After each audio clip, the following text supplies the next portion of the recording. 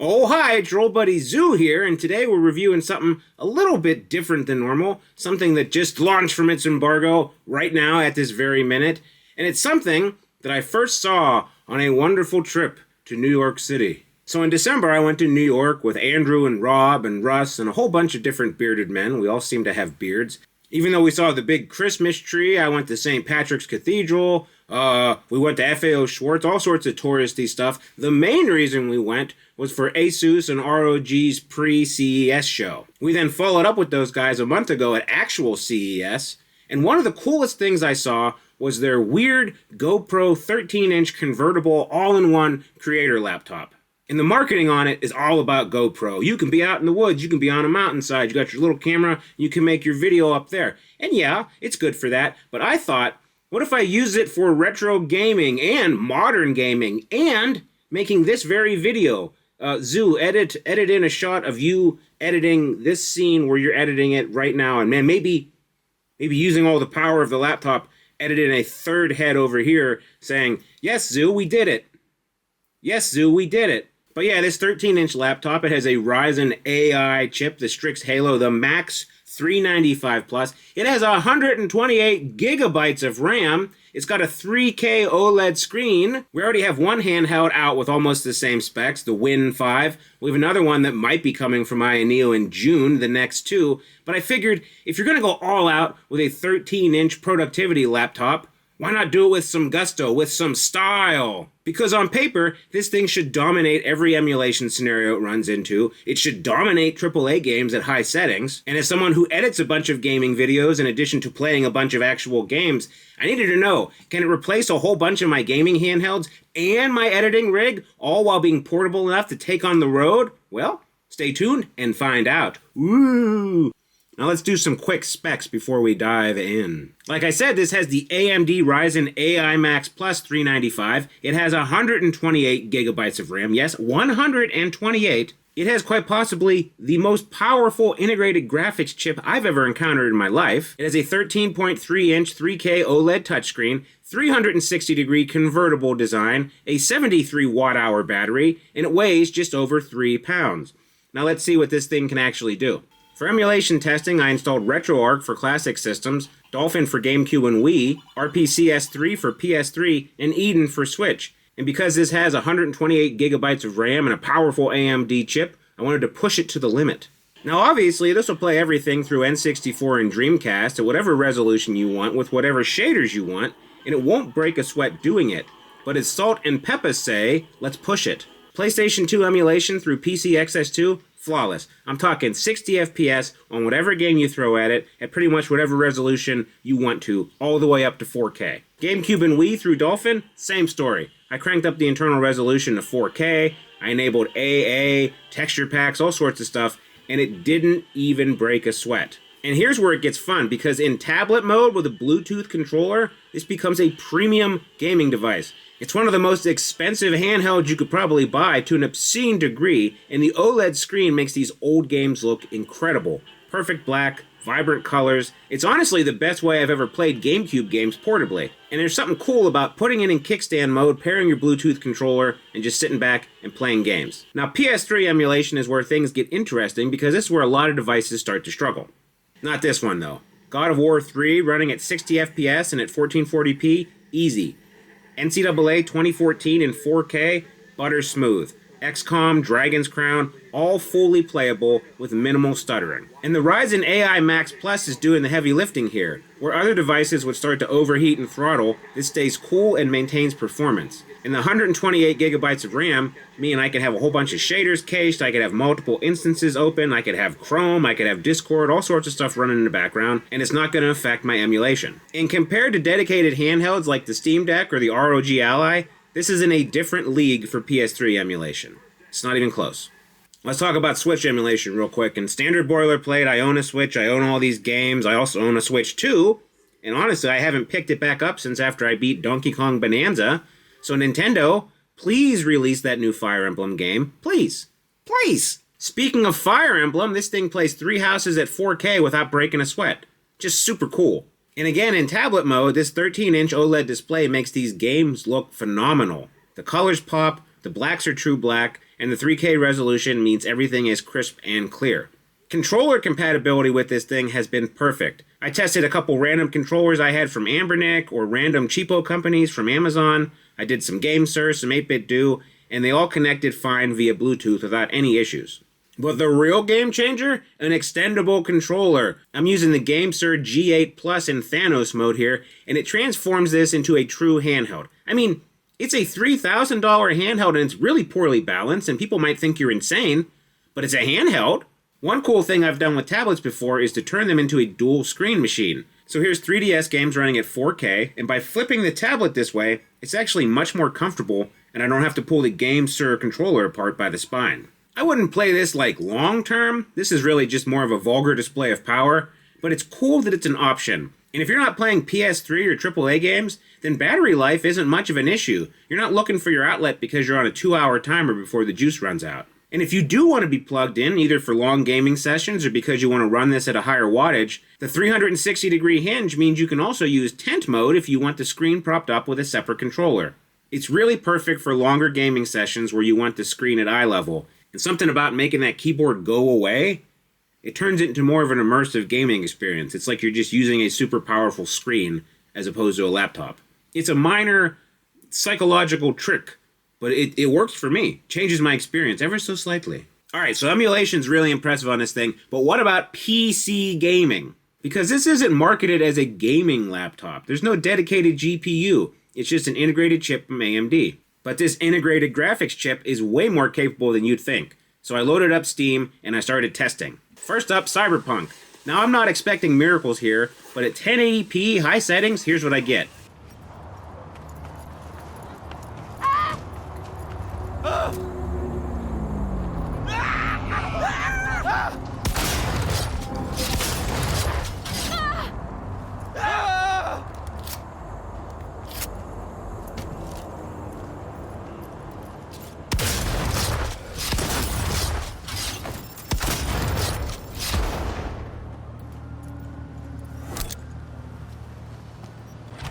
All units in the area. Criminal activity reported in Watson. Roger. Probably some cyber psycho again, but I'll hit it. Say, any update on my overtime? Ragnarök at 1080p on medium settings, you're going to hover around 90 to 80 FPS. It'll dip down to 60 FPS during intense scenes. And oh, by the way, it runs at a mostly steady 60 FPS if you bump it up to high settings. And that's before even turning on frame gen. So there's always like an extra 20 or 30 FPS or higher graphics settings you can squeak out.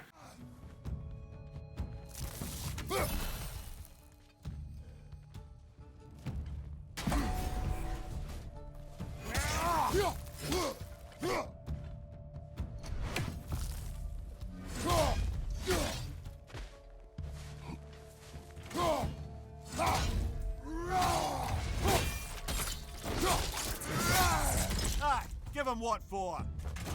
Baldur's Gate 3, same story. You get a smooth 60 FPS at 1080p ultra settings, which is just super cool.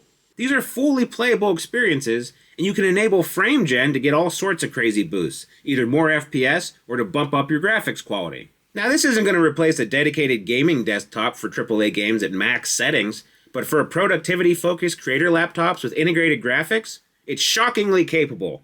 And if you're not into the latest and greatest, this thing will absolutely destroy indie games while just sipping away at that battery for hours and hours of game time. Playing Hades 2 here at 1440p, maxed out settings, everything, was super, super cool. I've played this before on a couple devices and I always bounce off the first boss, but playing on this thing, I don't know. It just felt so smooth, so natural, like I had a PlayStation 5 sitting right in front of me. I breezed through the first boss and made it way farther than I ever had before. And because the games are less demanding, you can max out the resolution on the OLED screen and just enjoy the visuals. And if there's something that won't run natively on here, cloud gaming is always an option. And with that 3K OLED screen with touchscreen, Xbox Game Pass works flawlessly. So why does this work so well as a gaming device when it was not designed to be a gaming device? Number one is the display. This 13.3-inch OLED panel is better than any gaming handheld on the market. True blacks, perfect color accuracy, 3K resolution, and it has a 16:10 aspect ratio. That's just a hair thicker than your normal 16:9. But my sometimes pal, Russell Decor, swears by it. He says it's his favorite way to play. He won't shut up about it, honestly. Even at an Italian restaurant in Chelsea, when the rest of us were trying to watch Back to the Future 2 on the little TV. Number 2 is versatility. This 360-degree hinge means you can use it as a laptop for mouse and keyboard games, tablet mode for handheld gaming, or tent mode for controller gaming. It's almost like 3 devices in one. Number 3, thermals. This thing stays surprisingly cool even under sustained gaming loads. The cooling system was designed to handle heavy editing and productivity workloads, like processing raw 4K footage without a hiccup, so it handles games excellently. Battery life for gaming is around 3 to 4 hours depending on the game, which is on par with dedicated handhelds. It's not amazing, but it's acceptable for a laptop. You can always squeeze a lot more battery life out by bumping the resolution down, bumping your quality down on the AAA games, but might as well just plug it in and enjoy the full OLED power. Number 4, it's actually portable. It weighs around 3 pounds, which is much lighter than carrying around a laptop and a gaming handheld, and I never had a problem taking it anywhere. I took this thing in my car and edited videos when I was waiting in the parking lot. I brought it with me in the gym while I was waiting for my kids' basketball practice to start. It's super portable, it's super easy to take around, and it has a powerful punch for that small size.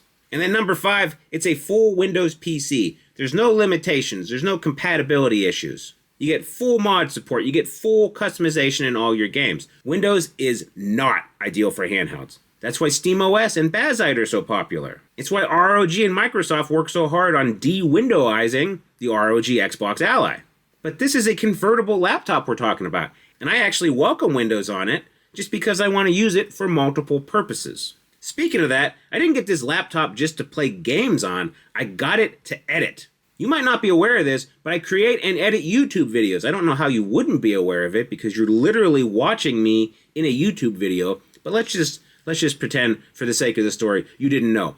I make YouTube videos. Hi, my name is Zoo. Anyway, enough of that meta crap. This laptop is an absolute beast for any sort of creator stuff. I don't work from home, so if I can't hammer out a video in the wee hours of the night after my kids go to bed, I need to finish either during my lunch break at work, or while one of my kids is in gymnastics or dance class, or even on the couch while the rest of the family is watching Wicked for the 97th time. Oh, and by the way, we're starting to travel more for this channel, so I find myself more and more editing on the go. And I needed something powerful enough to handle 4K footage, but portable enough to actually bring with me. Enter the ProArt. This laptop has completely changed my workflow. Let me tell you why.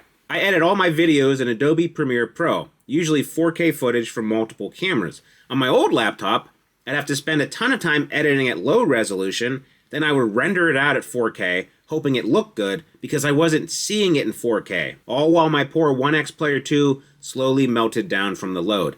It was a whole thing. But with the ProArt, I edit native 4K, multiple layers, color gradings, lumimetry effects, all in real time, zero lag. The 128 gigabytes of RAM means I can have Premiere running, I can have Chrome going in the background, I can even run Photoshop, and none of them are going to hiccup. I mean, seriously, rendering out a 4K video uses maybe 50 gigs of the RAM tops, and I got all that other headroom space to do other things, like work on my thumbnail, or work on my description, or just chat with people and be kind of a jerk on the Discord. Compare that to my old machine, where I'd turn the rendering on and I would just walk away. I'd let it percolate, because I didn't want to interrupt it and screw it up so I'd have to do it again. It was really finicky. The ProArt is not. Export times are insane, too. A 15-minute 4K video that used to take 40 to 50 minutes on my old machine, now it takes 5 to 10. That is a massive time saver when you're working against a time crunch, be it my normal Wednesday deadline or because practice is starting to end and I got to get my kids in the car. The AMD Ryzen AI Max Plus processor has an AI accelerator built in, which speeds up things like auto reframe, scene detection, and speech-to-text in Premiere. Tasks that used to be slow background processes now happen almost instantly. I used to have to wait or just plod through sluggish response times while all these behind-the-scenes detectors were running. Now they're done before I have a chance to start editing. It's super cool.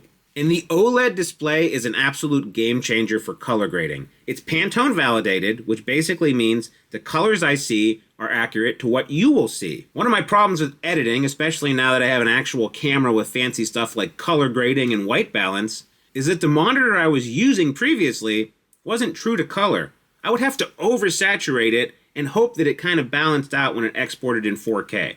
That's not a great way to run your channel. And you may have noticed sometimes I used to do talking head videos and my face looked real pink.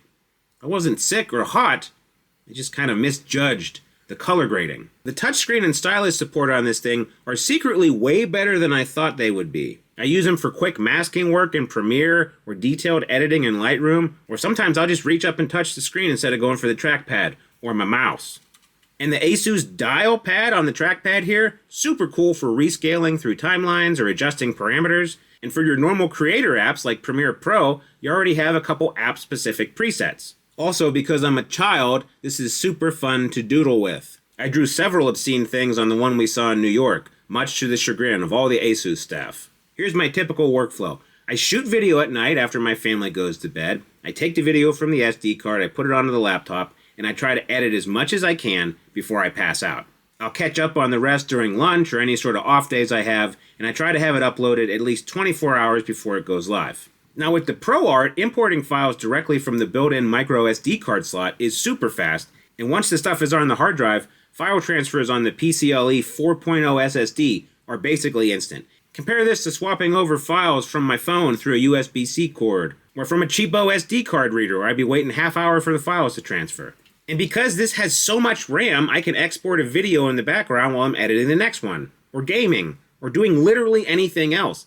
It just doesn't slow down. I can also add a bunch more transitions without worrying about Premiere messing the bed and crashing, or adding 20 minutes to the final rendering time just because I added a 3-second CRT effect. The convertible design means I can use laptop mode for heavy editing, tent mode for reviewing footage, or tablet mode for quick on-the-go edits with the stylus. The versatility is incredible. And at 3 pounds with a 13-inch screen, I can actually bring this everywhere. It fits on my lap, in the car, if I'm in a parking lot, or if I'm in a waiting room somewhere. It's not too heavy in my satchel, and the battery life, while not super great, is good enough for a quick editing session on the go. Okay, let's talk about the elephant in the room, which is price. This thing is expensive. The version I'm reviewing costs $3,000. There's some scaled down versions with less RAM and stuff. You're still talking about close to $2,000 for the lowest tier one.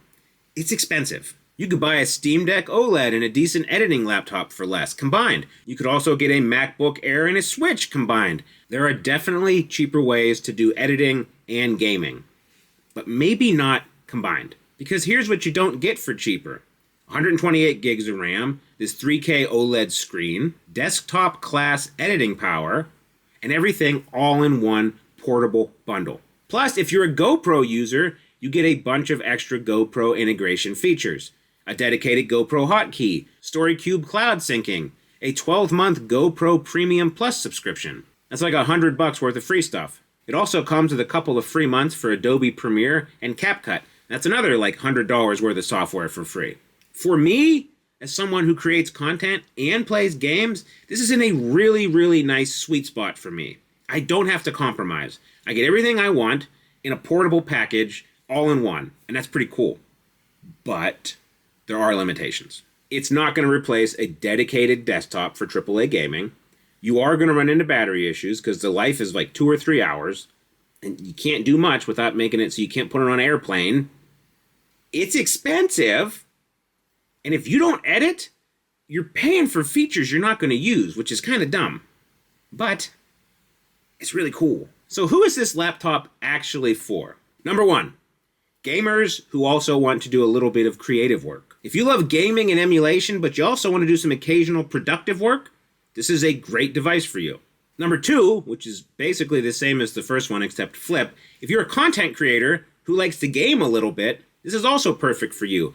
I can edit my stuff at an extremely high level, and when I'm done, I can turn on Ragnarök and play it at 60 FPS and just really enjoy the entire experience. Number three, people who travel a lot, because you could have individual items that all do their specific task better than the ProArt, but you're going to have a hard time finding something that combines all your different facets of productivity, entertainment, gaming, all of that into one package so well.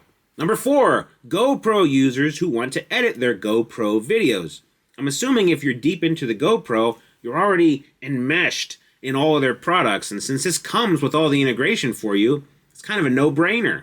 And number five, tech enthusiasts. And if you're a tech enthusiast and you enjoy versatility, this is really a solid all-in-one product. So on the flip side, who shouldn't buy this? Well, budget gamers, this is not in your budget unless you have an extremely high budget. People who want the highest possible FPS in AAA games. This doesn't have a tacked-on GPU. You're not going to get the same performance you would get in a dedicated desktop machine. People who want Mac OS. Sorry, it's Windows. You just go get a MacBook. People who don't really need all the portable editing power, because if you don't need it, don't buy it. And then, of course, people who would be happy with a Chromebook just to check emails. This is not for you. This is an entire tier beyond what you need to check your emails and play your Candy Crushes. Just go get, I don't know, one of the many cheap budget laptops and enjoy yourself. And the reason I say that is because this is a very premium device made for people who have very specific and premium needs. If that's you, it's worth every penny. But if it's not you, then don't spend your pennies on it. Or if you like the idea of this device, but you're never going to use all the RAM, you're never going to use all the extra bells and whistles, check out some of the lower tier options they have in the same line. Or if you're completely insane, go in the other direction and get that new ROG Flow that's designed by Kojima. I hate that I want it. I hate that I really want it. Well, after about 2.5 weeks of intense testing and using and editing a bunch of videos, it's time for What Did We Learn? We learned that the ASUS ProArt GoPro Edition PX13 is one of the most versatile laptops I've ever used. It's not perfect at one specific thing, but it's really good at a lot of things. For emulation, it's the best portable device I've tested. PS3, Switch, everything below, all run amazingly. This Strix Halo chip in here is next level, and we're seeing it start to be deployed into x86 handhelds like the Win 5 and the Aya Neo Next 2. For video editing, it is desktop class power in a 3-pound package. The 128 gigs of RAM and the OLED display make this a legitimate workstation replacement. Seriously, I'm going to keep this for as long as they let me and edit all my videos on it. I'll put a little watermark in the corner. Gary, pick a corner. Just put something nice there. The 360-degree design means it adapts to whatever you're doing, and I liked it a lot more than I thought I would. I got my laptop for editing, I can use it as a tablet for gaming, I can set it up like a tent for watching or for playing games. It just works. Is it expensive? Yeah. But for me specifically, it replaces my editing rig, an x86 handheld, and a Lenovo Chromebook that I used to have folded up so I could do scripts and work on thumbnails. And that consolidation of all those different devices into one portable device, it's worth it to me. And if you're in the same boat where you need serious productivity power and you want a capable gaming device in a portable package, I can't recommend it enough. It has become my daily driver, and I don't see that changing anytime soon. So those are my impressions of the ProArt PX13 after using it for almost 3 weeks. What do you think? Let us know in the comments. Would you use a creator laptop for gaming, or do you prefer dedicated devices for your different stuff? And if you want to see more unconventional laptop or computer reviews like this, let me know in the comments as well. And I wasn't kidding about having that watermark in the corner, because this has changed my entire editing routine. It has saved me so much time, so much frustration, and I didn't realize how many corners I was cutting, how much I was missing out on, how many compromises I was making until I got a hold of this ProArt PX13. If you're interested in picking up one of these, we got 2 links in the description, the ASUS store directly, and we have a link to Best Buy. Now, Best Buy, sneaky tip. There are crazy people out there like Stubbs who use Best Buy like a hardware rental store. They'll get something for a couple days, and then they send it back. They go, it wasn't for me. What's that mean? Open box savings. You can save like $300, $400 on something just because a literal lunatic crazy person like Stubbs opened it up, pawed at it, and said, I changed my mind. Anyway, thanks for watching, and we'll see you next time. Goodbye.